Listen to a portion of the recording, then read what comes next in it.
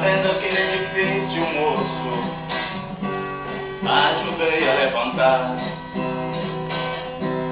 Foi um tempo de aflição, eram 4 condições, 2 caídos até voltar.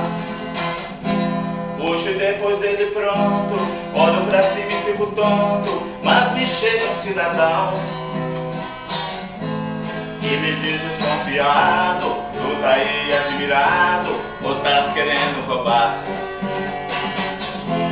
Meu domingo tá perdido, vou pra casa entristecido, dá vontade de beber.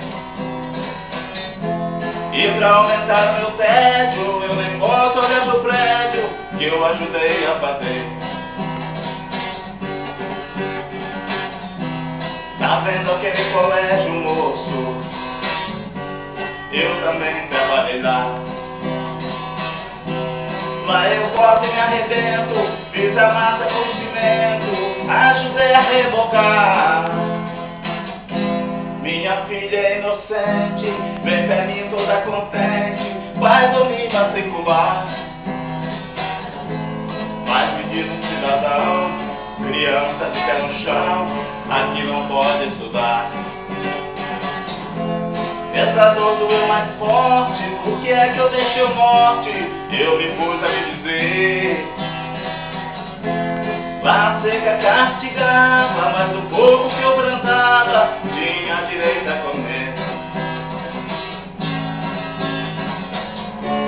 Tá vendo aquela igreja, moço, onde o padre diz amém? Pus o cílio badalo, enchi minha mão de calo, lá eu trabalhei também. Lá sim valeu a pena, tem quermesse, tem novena, o padre me deixa entrar.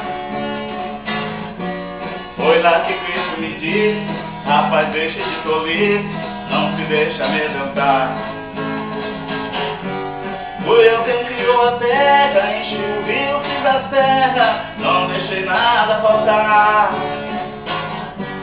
Hoje o homem criou asa e na maioria das casas eu também não posso entrar.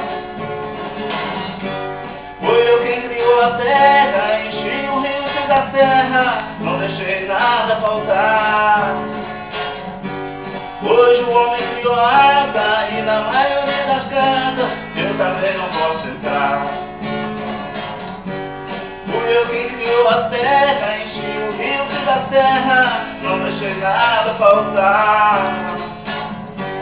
Hoje o homem criou asa e na maioria das casas eu também não posso entrar.